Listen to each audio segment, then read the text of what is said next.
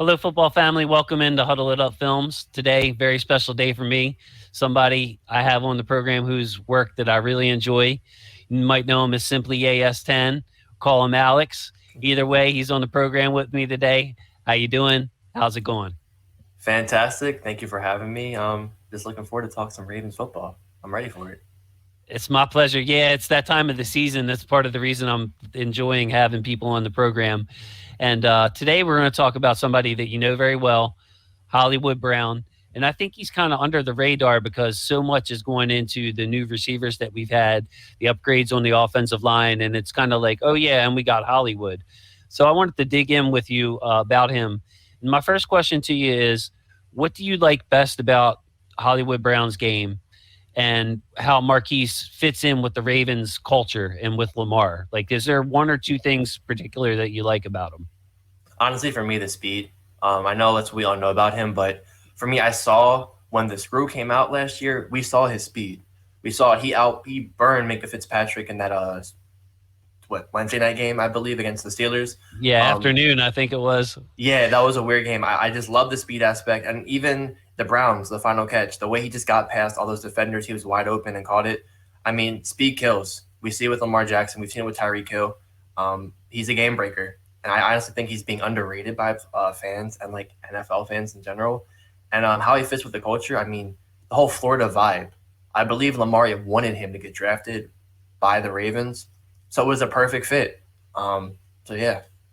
Yeah, actually, I talked about this with Knox on an earlier program, but the whole Florida connection, like football's different down there, Alex. Like it's just like the crowds that they play in front of when they're in elementary school are like the high school crowds up here. So Yeah. it's not only that, but you're right. Lamar asked for either Hollywood or Jerry Judy. He wanted one of those two. DaCosta asked him, got him Hollywood the first chance DaCosta had, and I really appreciate Hollywood's work ethic itself because there's only so much we can glean for it. But every time I see him, he's with Lamar, he's working, he's doing something to improve his game. And I do agree with you. I think that people are sleeping on him as far as what he actually does for the team already and then what he could do. Because I wanted to also ask you, how much more upside do you think that he has in his game? Like, how much more can he give? He's already good. Oh, he can give. I said it. I booked it 1,000 yard season. I think he's gonna get 1K yards this year. I think we haven't seen that side of him, and we haven't seen a full, consistent 16, well now 17 game Hollywood. He had those drops last year. That was for about a 4 to 5 game stretch after the tweet came out about the soldiers. But now I definitely think we're gonna see a full 16, 17 game season Hollywood Brown, and I'm expecting 1,000 yards and at least 10 touchdowns. I think it's doable. Me too. And the one thing that excites me, I didn't really think about this, but I saw it. I mean, Alex, it's his first full off season to train. Like Yeah. his rookie year, he got thrown into the fire. He had I think it was two screws in his foot, just Hmm. whatever it was. He had screws in his foot. He played through pain. They had to sit him out the last game just to rest him for the playoffs. Yeah. Came out in the playoffs and balled out. And then last year with the COVID, he was one of the few players that played every game.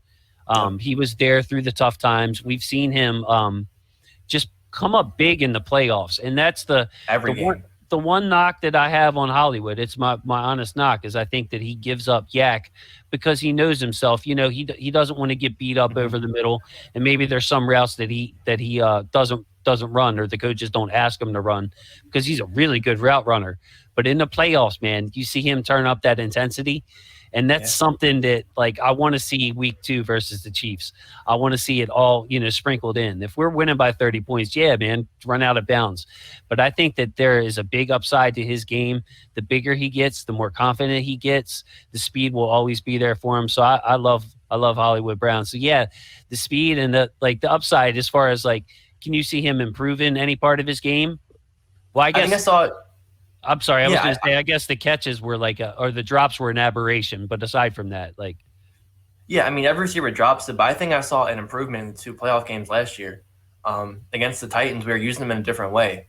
We ran like a triple option out the backfield, and they throw to him like 3 yards behind the line of scrimmage, backed up in our own 10-yard line. He takes it for 15 yards in the first down, gives us some breathing room. Then against the Bills, he was burning a top 5 corner, Tre'Davious White. I mean, Tyler Huntley overthrew him, but that's a touchdown. And he was just cooking them all game. I think he had 7 or 8 catches for over 100 yards. I There's mean, so many. Every time somebody brings up that Buffalo game, I end up shaking my head because yeah, yeah, man, it he was burned there. him, dude. It was right there. It was like such another clutch play. But yeah, man, I mean, I agree with that totally. And I think like there's a debate going on, or at least it could go either way as far as like how the new receivers will affect Hollywood. Like Yeah, I mean, I could see his targets. Just to give an idea, he had 71 targets his rookie season, which he struggled through the injury. So we'll throw that out. But he had 100 targets even last year. Like I could see that number going up, or I could see it staying the same. I don't think it'll go down though, Alex. I don't think it will either. I mean, Mark Ingram's gone, so I don't know how many carries he had last year, but whatever he had, I think they'll probably split it half and half. But with Bateman and then Watkins being added, I think it just adds even more to Hollywood. I think they'll be getting more single coverage. I think they'll be burning more people, and I expect a lot more big explosive plays. I mean, barring the Week 1 2019 and the weak weird Pittsburgh game, where was the big long play, the long touchdown to Hollywood Brown? It really wasn't there because he was always double covered. The safety was always, watching over him. But now you got to pick your poison. You have Bateman, Watkins, Hollywood, and Mark Andrews. Who are you going to single cover out of them? It's gonna be hard. Right, exactly. So, I think that also with Harbaugh's history, at least over 12 years, he kind of likes to work the rookies in Mhm. slowly. Like I could see people upset, Ravens fans being upset the first few weeks that Bateman's not going to get involved. But that's normal. It's gotten the receivers have gotten more college ready as the Mhm. years have gone by. But still, like you can't expect the rookie to come out and put up 10 catches week one. Saying that, maybe it'll happen now, but Hollywood is a steadying force, and I agree. Like I would like to see him and Andrews work together more on some high low concepts. And for those of you who don't know, that's basically when they're in the same area and Lamar can read that Hollywood first high or Andrews second low. And the reason I like that is because both of those have a penchant to get open. The safety is going to be in a big bind, and it'll give Lamar a clear choice. Like Lamar is really good at reading the safeties, and he stays really true to a safety read. So if the safety stays back, you got Andrews. The safety creeps up. I mean, those are the big plays that you're talking about, and I think that we're more likely to see defenses that could give us those looks, make them more friendly with Bateman and Watkins on the other side. Yeah, I agree. And going back to what you talked about, his work ethic and bringing up Mark Andrews, all them in Arizona, working. That was before the mandatory and the OTAs, the voluntary. I love seeing that. I mean, the fact that the team got together, I'm even more hyped for this season. I think this offense can do even better things in 2019, passing wise too. Yeah, me too. Me too. I think 2020 for a lot of reasons was just a strange Yeah, year, and yeah, yeah. it's to expect 2019 levels of the offense overall. I think you're setting yourself up for disappointment because it was just such a magical, perfect year. That's But true. on the same by the same token, if you're expecting the Ravens to look like they did last year on offense, you're setting the bar way too low. So like Mm. where that is like super fascinating to me. And then Alex, we have I know we're talking about Hollywood, but the defense is like so steady too that it gives you that confidence that we can stay within our comfort zone on offense. Like we're not going to have to outscore most teams.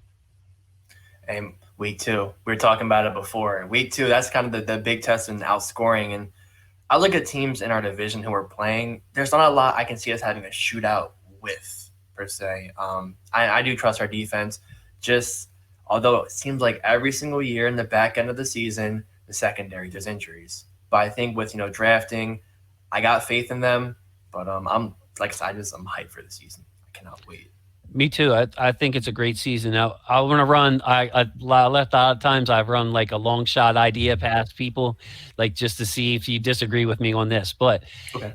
now that we have like Tylan Wallace played on the right side his whole college career, he's comfortable there. They're trying to work him in the slot. We are going to have Bateman. Bateman's a guy who you can play anywhere on either side or in the slot. He can run every route in the book.